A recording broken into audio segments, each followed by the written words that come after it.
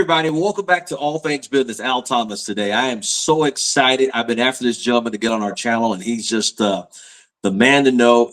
And in this space, he's the king of kings, I guess you could say, because he just dominates the space. We're so happy to have Andy Schectman today from Miles Franklin Precious Metals. And we're so glad to have you. So, Andy, you're new to our audience. We got a brand new audience out here who probably have never been exposed to you yet. And I talked about him earlier today that we're going to have you. But tell everybody a little bit about you when you first got started with your dad 35 years ago, age 19, and you're 54 now. And your dad gave you some great advice about buying some silver every 2 weeks. You want to start there? Yeah, it's good to be here. And thanks for having me, Al. I appreciate it. Yeah, it's the best gift I've ever been given. I say this all the time. I like to tell the story because I think it's something that is vastly misunderstood and underappreciated. If you ask me, it should be the first thing the kids are taught, literally as soon as they can count, and that is to understand the laws of compounding. Now, yes, you can get into compounding of interest when you get into junior high and start doing, basic division and multiplication, but the compounding of time and effort is something that we should understand at the very beginning of conceptualization of anything, because whether you're trying to become a good athlete or a good student or work out in the gym or save, the compounding of time and of effort is it's amazing how it works. And when I started in this industry, as you mentioned, 35 years ago, it should be understood that my father and I come from absolutely nothing. My father's middle name is Miles, and his best friend who lent us $60,000 to start our business in a small one-room office the size of a closet. And this is a year and a half or two before I even knew what the internet was. There was no internet at this point. His middle name was Franklin. And my dad said to me, "Look, I'm not going to let you make the same mistakes that I made as a younger man. And as we build this together, every 2 weeks, when God willing, I'm able to pay you, you will put some of that money into gold and silver." And although I've owned the company pretty much outright for about 2 decades, and my father won't fire me any longer, Al, I've maintained that promise to him, and it's the best gift I've ever been given, ever. I haven't missed a 2-week period in over 35 years. And What? it's my wealth. It's wealth that has outlived 2 world wars and German hyperinflation and the Great Depression, and every pandemic was mentioned 400 times in the Bible. It's wealth. And it's amazing what the compounding of time and effort can produce. If people understood the power of this and at an early age started using it in your favor instead of against you, their lives would be much better. They'd be more healthy. They would be more successful. They would be able to save and prioritize their future selves much easier, pay themselves first. These things are all easy when it becomes habitual and regimented. If you understand the greater good and what it really represents to you personally down the road. I mean, if you've ever worked out in a gym and you're someone who frequents it, it's amazing how many people show up the first and second week in January, the resolutionists, only to watch those numbers exponentially decrease by the 1st of February. In anything, you have to be regimented, you have to be methodical, and you have to prioritize it, your future self first. And that, to me, literally is the best gift I've ever been given. And that's how I look at gold and silver, not as something you buy to become wealthy. If you own enough, you will be, but it's something you buy because it is wealth. And here we are, north of 5,000 years after it was talked about all those times in the Bible, and the most well-informed, not just the most well-funded, but the most well-informed traders in the world, the central banks, are buying gold and silver and taking possession of it at a rate, all of a sudden, in particular, that no one's ever seen before, including the United States. So any questions you ask me moving forward today will come from that mentality of looking at gold as wealth, and not a speculative asset that you use to become wealthy, but better yet, an asset that should be able to help you weather the storm, whatever that storm looks like, as it seems skies are getting a little bit more cloudy. Yeah. You know, your first mentor, tell us a little bit what Richard Russell did as far as what did you learn from him as your first mentor? Oh, geez. I mean, Richard was an amazing guy. He was my first mentor. I read him every day for years and years and years. He wrote something called the Dow Theory Letters and into his 90s. One of the things I learned from Richard is that in the end, it's about the number of ounces that matter. While Hmm. I also learned, Dow theory as it pertains to the Dow Industrials and the theories that he postulated, in particular confirmations of a non-confirmation and a confirmation. If the transports aren't confirming the Dow, then it's a non-confirmation. You can expect a retreat. Things like that. He taught me about the separation between interest rates and bond prices. He taught me about the primary trend. And the primary trend in investing to me is the entire key to investing. In other words, most people think that you should be broadly diversified. And that's what we are told. To me, that's a term invented out of fiduciary responsibility by financial advisory so they don't get sued. Um, and if you realize that asset classes typically do not move in harmony, some go up, some go down, some go sideways, you end up being the best of the worst in good times, average, mediocre, even on the high end of mediocrity, you never excel. And in particular, in this environment, I think it's very dangerous to believe you are diversified in assets that are all inversely correlated to a massive spike in interest rates. So, because of the suppression of interest rates, Al, for a very long time, we saw great distortions over the last 2 decades in asset prices. Uh, Greater indebtedness, higher stock valuations, higher bond prices, higher real estate prices because interest rates were virtually nothing. The federal funds rate, you could during the pandemic, you could buy a house at a 3% mortgage. Hmm. What's it worth at 7? What's it worth at 10? What's it worth at 20? And so when you talk about distortions that were created, um, in stocks, bonds, real estate, the banks, the insurance companies, the primary trend in my mind says get the hell out of traditional assets that would be affected by a spike in interest rates. And a balanced portfolio nowadays, to me, um, is nothing but a trap. As if rates were to spike, it would bring down stocks, bonds, real estate, the banks, and the insurance companies. And so, using Richard's mentorship or his tutelage, he would say, identify the primary trend, what you believe is the primary trend. For me, it would be staying away from interest rate sensitive assets, and then you broadly diversify within it. Now, it's very difficult to do that simply based upon interest rates because they are so materially affected or affect. They are so materially tied into all asset prices. But Hmm. really, what it's saying is that the dollar is in trouble to me, and interest rates will go higher, and the bond market will go lower, and rates will go higher again. So for me, I would buy things like precious metals, like agricultural land, or if I didn't have the ability to buy farmland, then I would say agricultural ETFs, oil and gas stock. Uh, you could say a little dip your toe maybe in cryptocurrencies. It's not really my forte, but nonetheless, you get the point. You're broadly diversifying within the primary trend, and that would be things that should do well in a depression, in a massive recession, in an environment where asset prices and business activity are falling. Hmm. Unfortunately, that's what I see. I wish I didn't see these things, but look, when you realize that Trump is really stepping on these tariffs, and I voted for him, and I would do it again. I think he was far better than the other alternative.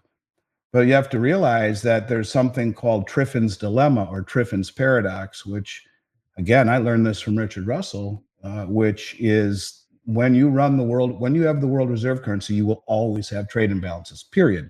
That the world needs our dollars. And so we can just through, um, buying stuff alone, Well, let me say it this way. We will always have to buy more than we sell because the world needs our dollars. We have to export our dollars. And the only way they get that is by us buying more than we sell. You will always have a trade imbalance, always. And that's the issue with Triffin's dilemma. That's the issue with being the world reserve currency. You will always have trade imbalances.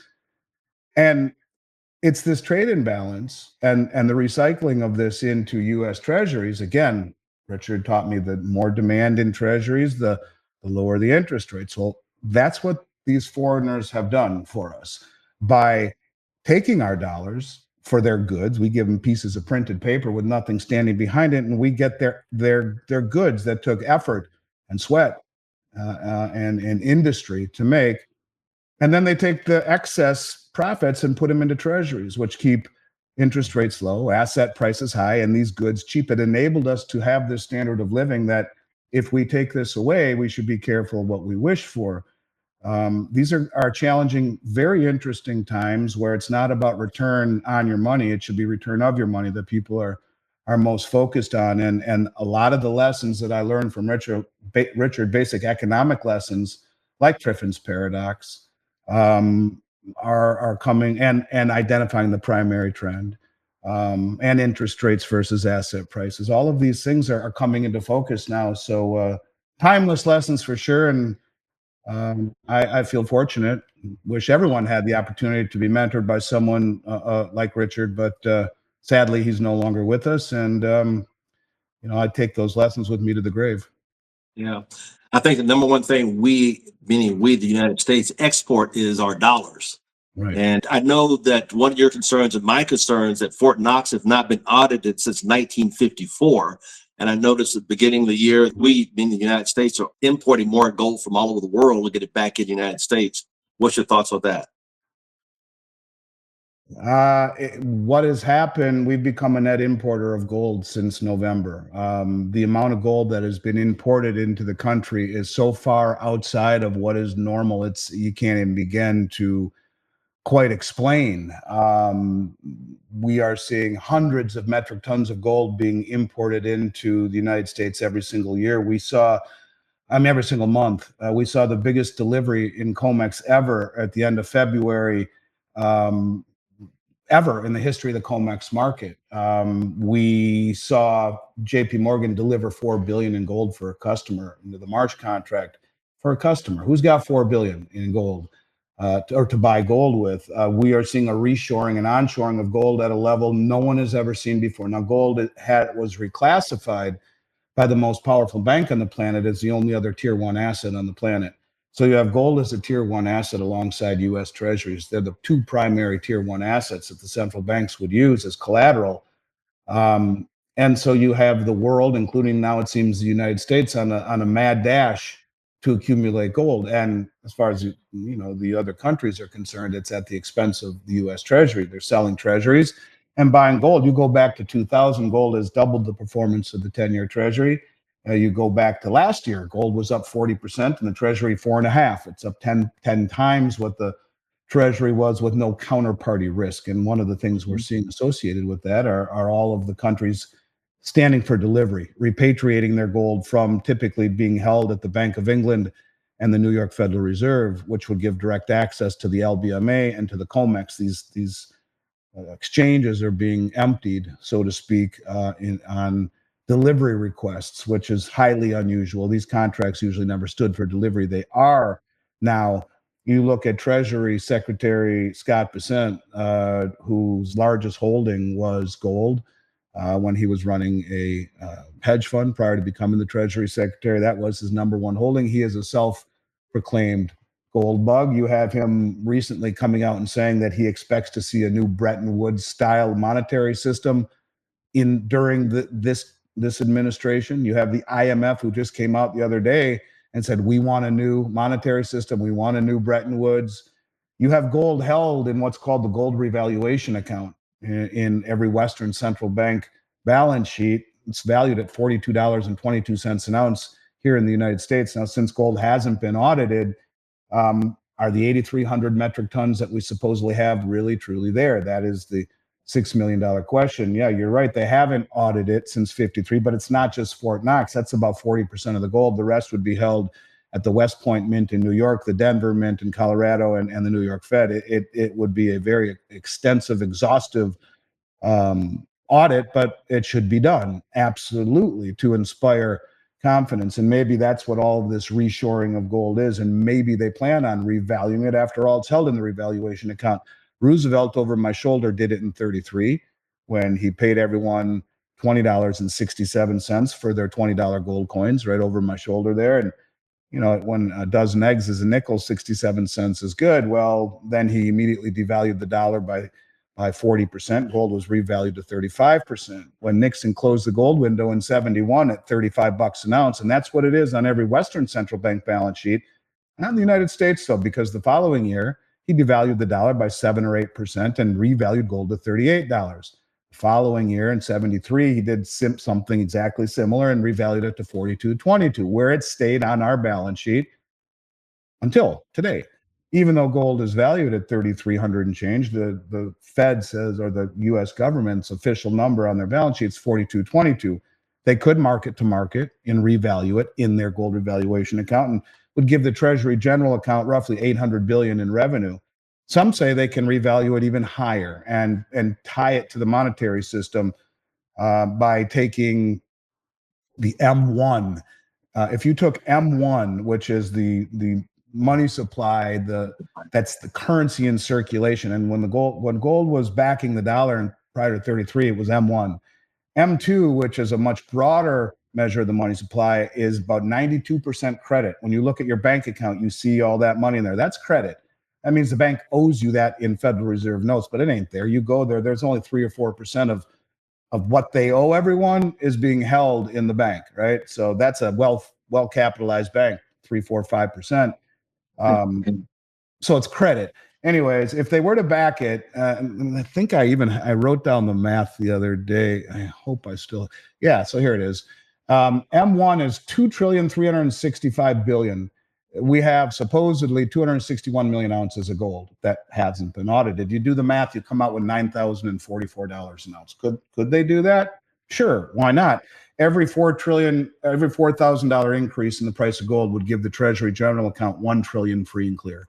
So they'd end up with $2.5 or $2.25 trillion that they could then work down the debt and or back the Treasury market. And Judy Shelton talks about issuing 50-year Treasuries pegged to gold, and she told me that he would issue them on July 4th, 2026, which is the 250th year anniversary. Maybe that's the route they're going.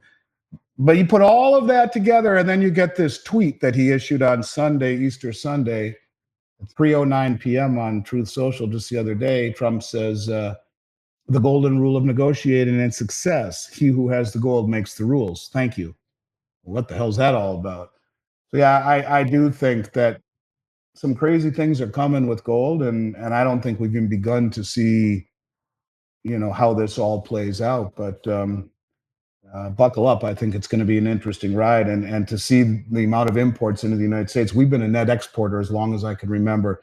And now we are 180 degrees and probably the biggest importer on the planet right now. I like what Judy Shelton said with the Dutch National Bank, and we should reevaluate the gold. Judy Shelton, she's amazing. Let's talk a little bit about the BRICS nation. I know they're meeting. They just started a meeting, I think, today. And tell everybody what's your thoughts on the BRICS nation versus what the United States has been doing? I think the BRICS nations should definitely not be underestimated. They came out recently. Too many people focus on the actual BRICS group, and I think that's where some of the analysis goes wrong. Before I started understanding the BRICS, I focused on the Belt Road Initiative, the Chinese Belt Road Initiative, which is the largest infrastructure project in human history. And it connects Asia and Africa, parts of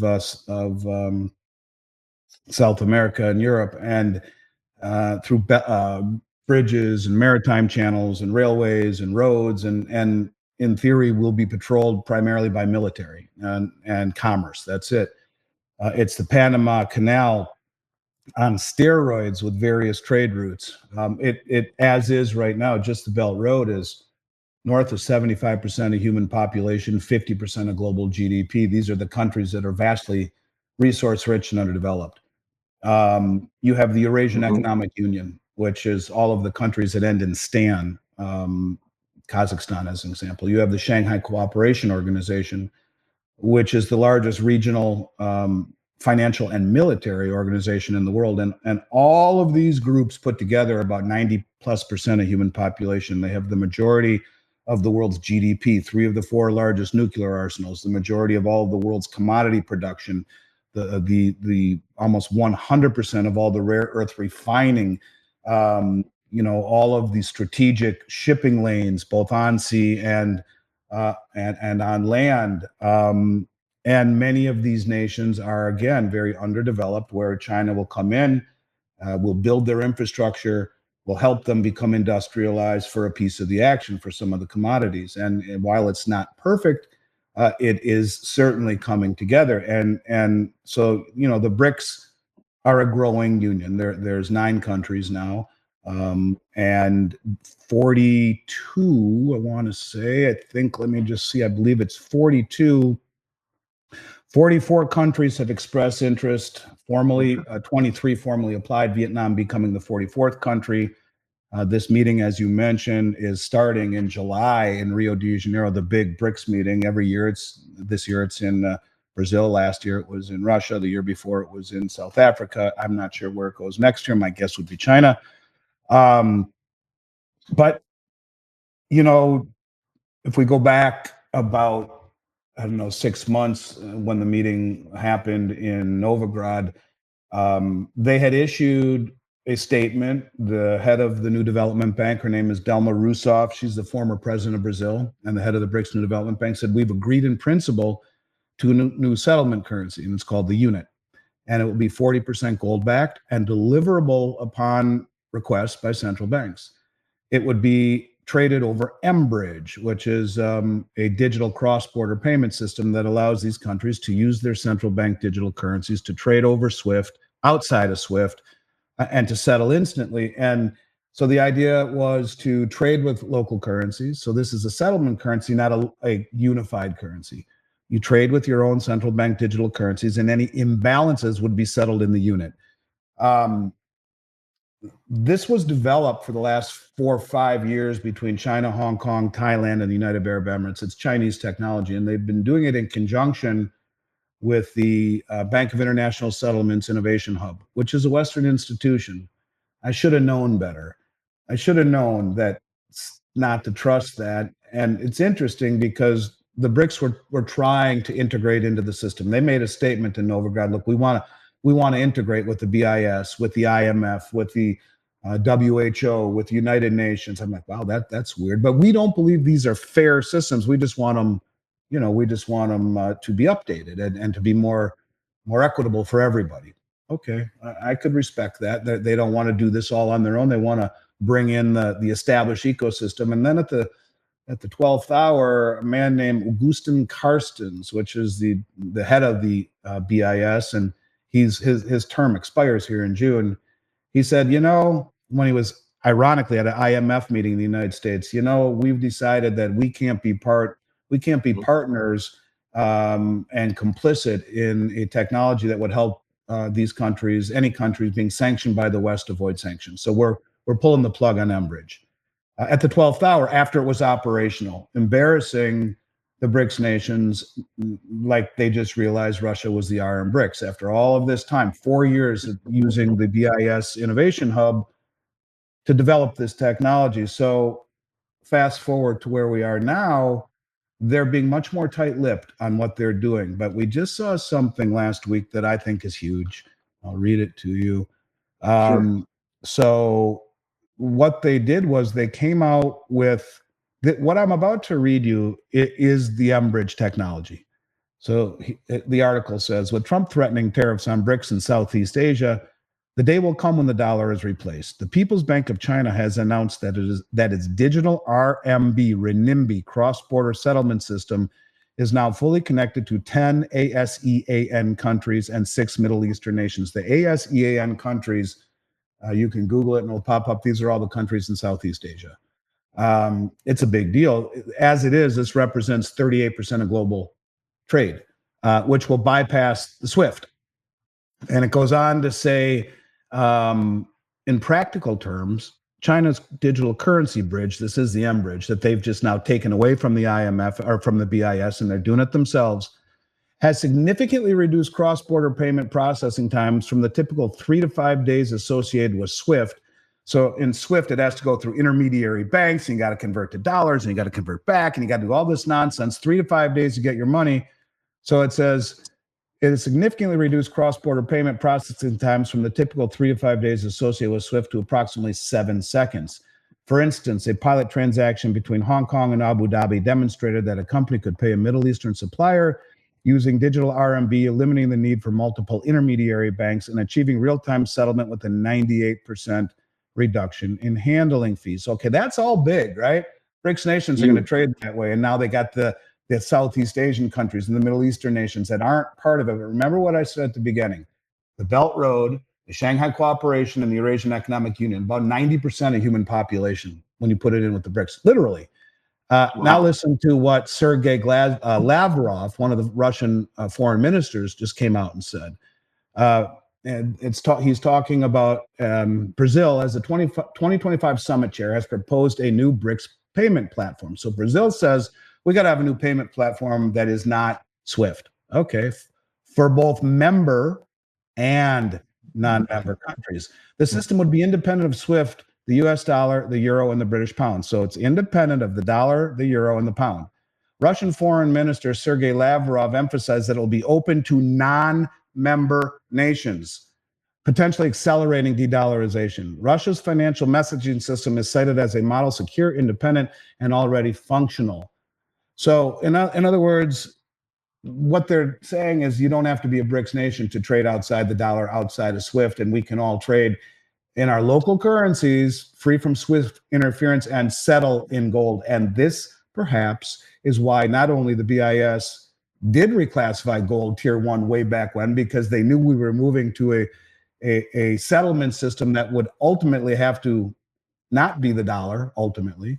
But you're also seeing these countries repatriate all their gold from the traditional hubs of liquidity, LBMA or the Bank of England and the New York Fed or COMEX, because they understand that this new payment system, in essence, would open up the ability for the majority of human population, the majority of global GDP, the majority of all the commodity holders, 3 of the 4 largest nuclear arsenals. You keep on going, and to poo-poo it and dismiss it is a monumental mistake. They've been very tight-lipped, and I would too, because what the BIS did to them at the 12th hour amounts to espionage. It's like a James Bond movie. At the last minute, they pull that shit on them and say, no, we're out because, well, you guys could sidestep sanctions. Well, they had been sanctioned for 4 years when they were developing this. And so I think what you are seeing, that is the reason these countries all bonded together. And then you see Trump say, well, if you continue to do this stuff, the BRICS, well, we're going to put 100% tariff on you. Well, that's not a tariff. That's a sanction masquerading as a tariff. And it is the sanctions and weaponizing of the U.S. Treasury market, where we will just take your treasuries if we don't like you. And I'm a patriot, man. This country did everything for me, and it did. And I'm the least likely person to be where I am. But look at it from the world's perspective. We invaded Iraq 21 years ago. We were looking for weapons that weren't there. We destroyed their country, toppled the regime, and guess what? We're still there today. We're still there. 21 years later, we're sanctioning 14 of their banks. The money that they make in oil revenue is held at the New York Federal Reserve. We don't even give them the ability to hold their own natural resource revenue. And at the end of 23, they asked us for $1 billion, and we said, no, come back to us next year. It's not a good time, in essence. And so, they're making trading in dollars illegal. They're kicking Western coalition forces out of the country. And there are no green dollar bills in the whole country of Iraq anymore as of January 1st last year. So, imagine it from their perspective. We're looked at as wholly hypocritical, where we can go in, totally screw up, go there under false pretenses, completely destroy their country, continue to occupy them and make the rules. And I'm not opining on Russia and Ukraine, but Russia does what it does in its own national interest. And we, as the world reserve currency, think it's our prerogative to to be judge, jury, and executioner, to take, in essence, default on $5 billion in treasuries that they bought, that we were holding, and then give it largely in the form of weapons to the Ukraine, a country they're in the middle of a war with. You don't come back from that. The rest of the world says, well, they'll do it to us if they did it to them, and that's why we are all joining together, finding safety in numbers in the BRICS. I think to not understand that is a monumental mistake. And then you look at what's happening here. They just more or less have given up on Doge. Elon's going back, and much of the savings that they were talking about doing never materialized, and Congress is continuing to spend $1 trillion in this year's defense budget. We owe $6 trillion to treasuries that are coming due next month. We owe 28 trillion by 2028. We take in maybe 15 trillion in tax revenue over that period of time. That's halfway there. That doesn't take into account all the other deficit spending we're doing right now, and for the next 3 years, we're broke. You look at it and say, well, why would anyone take our treasuries? We're broke, we're insolvent, we will impose sanctions. We'll even take it and give the money in the form of weapons that we have our military industrial complex manufacture. We'll give it to your enemy if we don't like what you're doing. So you better take our dollars, and you better take our treasuries, which will support our binge spending lifestyle. I mean, if you look at it from the other side, you would get it. And you'd be angry. And I understand that. And to not understand it, even though you are a patriot and love this country, is silly. You need to understand what the other side is thinking. It's like hiring an attorney. You're accused for killing your wife. And man, I didn't do it. I was playing golf by myself. I had no one there with me. Well, really? And now the attorney says, well, I don't need to know the state's argument against you. You just tell me what your day was all about. I don't worry about the other side. Well, that's a mistake. And I think it's a mistake here too, and to underestimate the significance not only of the desire for these nations to push back against Western hegemony, but their ability to do so in a coordinated, motivated, sophisticated fashion will be the undoing of perhaps of well, let's hope it doesn't do more than be the undoing of people's finances, and hopefully not our complete and total standard of living, because you can see preparations are being made to break free from this long-lasting, Western dominance. Yeah, I was listening today China announced they're getting rid of all of our bonds now. They're selling them. So, and the only one to go to the bond and if they won't buy our bonds, who will? That's right. Well, we're printing money to buy the bonds. Well, that's Weimar Republic Germany. That's hyperinflation, and that's called debt monetization. And if you print your own money to buy your own debt, well, shit, everyone would love that idea. I mean, hey, I got a copy machine right here. I'll just print money to, I'll make money and pay my American Express bill. Perfect. Mm-hmm. But do you see the problem there? Then it just means that, your dollar becomes worth less and less and less and less and less as they continue to add more of it into circulation. And that's why Fed Chairman Powell came out and said, we're probably going to have to abandon our dual mandate. Well, the dual mandate is to keep, inflation at bay and stable pricing and full employment. Well, you want to have full employment, you're going to have to get rid of printing money, because if not, if rates go too high, you blow up the economy, and unemployment, you're talking the Great Depression. So it's a crazy time, man. And that's why I say it's about return of your money being more important than return on it, not looking at gold and silver as vehicles to become wealthy, understanding that historically they are wealth. And you can see it by all of these players at the highest level are going back to what gold and silver represent, and that's trust in a system that's pretty much lost most of it. It's sad. That's one of the reasons why gold was tier one. They reevaluated tier one asset. If they reevaluate the dollar, the gold what it should be, to wipe out most of the debt that America has. And I know that China, their gold that they mine there, they're more gold miners, and no gold leaves that country. You want to talk a little bit about that? Yeah, well, I mean, my whole career, people used to say their numbers are BS, that they stayed at 1,200 metric tons forever, never updated them. They're the largest producers in the world. They're the largest importers in the world. They've been using our trade imbalance to mine uneconomic gold for years and years and years. And why would you tell anyone how much you truly have. 2 years ago, Alistair McLeod assumed that they had 28,000 metric tons, 18 by the people, or 38,000, 18 by the people and 20 by the state. That was 2 years ago, which would be 5 times more than we supposedly have. They have state-sponsored gold accumulation programs. They're the second largest producer of silver in the world, and they're flying all around Latin America. I have friends that are miners, like Sean Kunkun, the head of Dolly Varden, and he said, "Yeah, man, they're flying all around, mostly in Peru, and they're buying doré and concentrate right from the miners, paying double what the West will, sending it back and refining it in China." This is the second largest producer. Doré is a crudely refined bar that the miners will take all of their ore and they'll crudely refine it and send it in for full purification. And concentrate is a byproduct of that. It's like a sludge. So they'll box all that stuff up, send it to China, refine it. It disintermediates the market. No one knows how much. It doesn't affect the price. They're the largest producers, the largest accumulators. If gold is accumulated by the PBOC, the People's Bank of China, and it's 9995 pure, it is supposed to be reported to the IMF. But if the PLA, the People's Liberation Army, buys it, well, it doesn't have to report it to the IMF. Think of what I was just saying about the doré and the concentrate. If it isn't 995, they don't have to report it. They don't report what they're mining.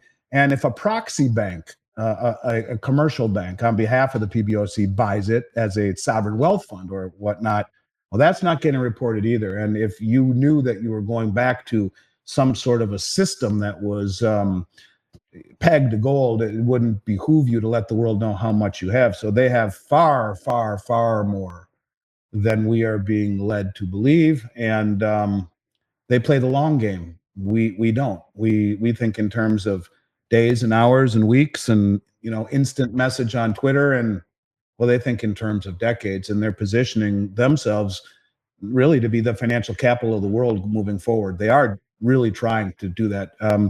And I was talking with Martin Armstrong a couple of days ago, and he said there's no question but that China will be the financial epicenter of the world, the next one, in the next several years, and they are positioning themselves to do that. So say what you want about their economy, they're making moves that are strategically aligned with that vision. So I would not underestimate the significance of understanding the value of commodities. The Chinese bought the London Metals Exchange.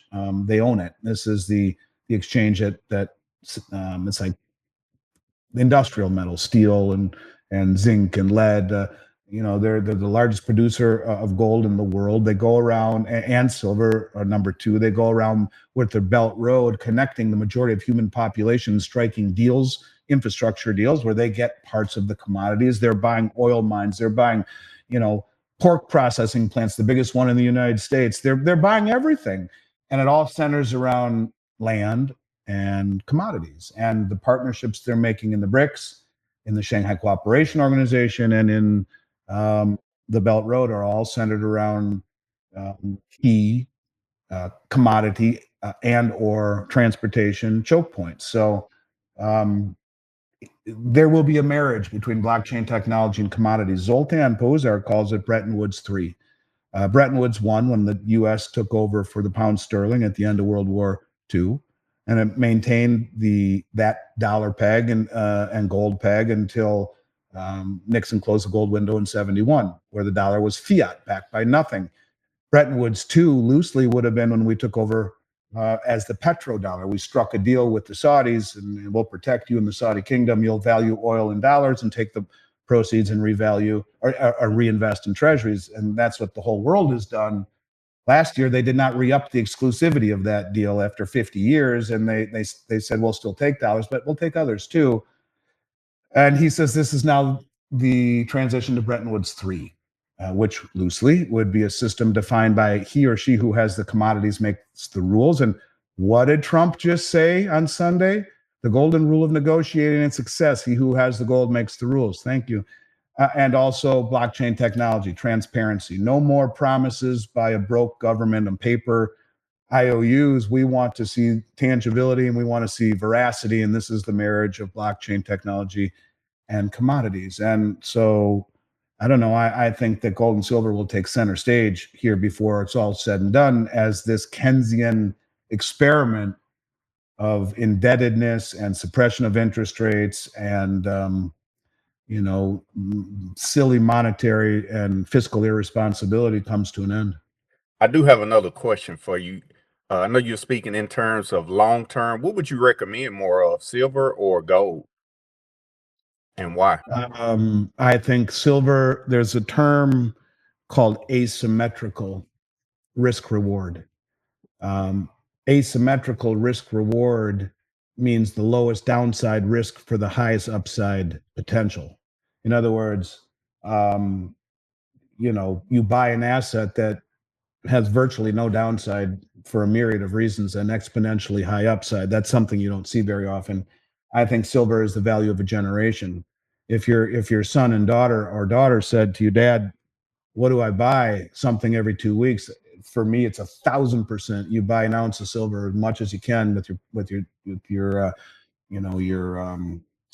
what's it called? What did we used to get? Your allowance or your paper route or whatever it is, and put a little bit. It offers a massive upside. I think that gold will be valued and reintegrated into a monetary system at a price higher than most people can imagine. So, it's a once in a generation opportunity to make a lot of money in silver. If I were your parents' age or your grandparents' age, the question would be gold, because you could take $1 million worth of gold right now in a bag and run to your car. I don't care how big and strong you are. $1 million in silver, you'd have to have 4 wheelbarrows and make 4 trips. So logistically, it becomes a problem. So it depends where you are in life and what you're trying to do, but for upside, there's nothing that compares to silver, especially when you factor in its lack of downside. Right. So every 2 weeks, my brother and I, we try to at least buy some once a month. After we finish up everything, we go buy. Think normally we get like 10 ounces a month. Yeah, man, whatever it is, and that adds up. So you do that. That's 120 ounces a year, and that's 1,200 ounces. I mean, it just keeps on going and going, and there are times where you can buy more, and times where you have to buy less, but you continue to prioritize your future. Because if you're like me, you still feel like you're 18, in your head, but you realize you're not when you get out of bed in the morning, kind of thing. But time flies, man. It's like there's an old saying: days are long and years are short. Right. So, yeah, long days, but you wake up and like, how did I get so damn old? And that you have to talk to yourself when like you're 54, like me, and say, dude, you're going to have kids and weddings and retirement and, your future. You got to save now. And if you don't, life is like a roll of toilet paper, and starts out when you're young, you don't notice it spinning. When you Right. get older, you start to see it spinning faster. You see the cardboard and you know that you're running out of real estate. So I think prioritizing yourself and paying yourself first is the greatest gift you can ever give yourself and your children, to teach them how important it is to prepare for the future. We Absolutely. can't rely on anyone else to take care of our future, so do it yourself. Absolutely. I love what you said about Alex McLeod. He's another brilliant person in the industry as well. Yeah, Alistair is amazing. And, look, there's more gold there's more gold accumulation by China than we will ever know. And it's strategic to them. I think it backs what their ultimate plan is. And that is no longer trusting the promises of a bankrupt country that uses its treasury system as a tool of weapon, or a weapon of financial weapon. It's now more along the lines of, we'll do that ourselves with gold. Thank you very much. And that's really what I see changing more than anything I've ever seen in this industry. Well, thank you. Well, speak a little bit about China going around in Mexico buying up all the silver and bringing it back to China. Yeah, I did just say that they are going directly to Latin America, in particular Peru. They're buying the doré and the concentrate, and which disintermediates the market. It allows them to continue to buy more and more. Now, ask yourself, why the hell would the second largest producer in the world go and make those kind of efforts if they're producing that much already? Why would they waste their time flying across the globe to Peru and where they just built a deep sea, deep water port on behalf of Peru, and to perhaps integrate them into the Belt Road and these kinds of things? Why would they be doing this if silver wasn't really important. They're playing the long game.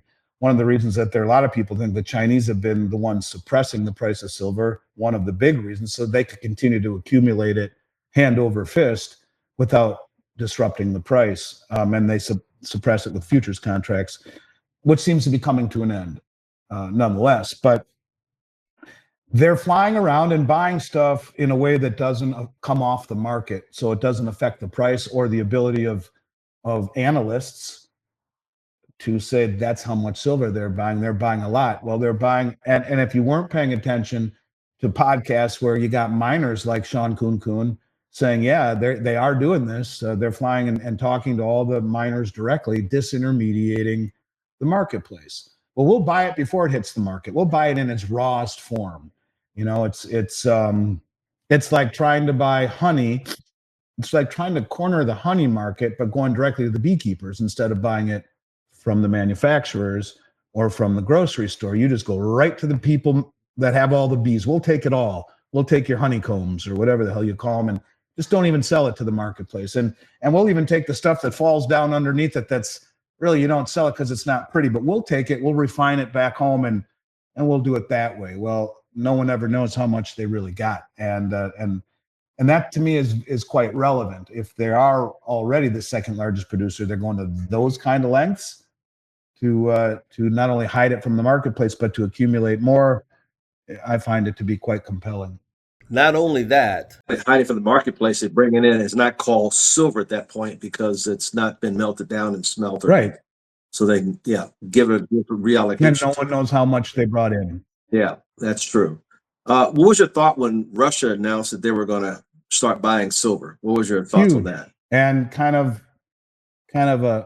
a jab to the West, who has been stepping on the price of silver, where they trade roughly 2.5 times annual global mine supply per day, 3.5 times annual global mine supply per day, according to David Jensen at the LBMA, where they have roughly 260 million ounces of silver, call it the float, which is available for delivery in London, but they're trading 2.8 or 2.9 billion ounces per day, according to David, per day.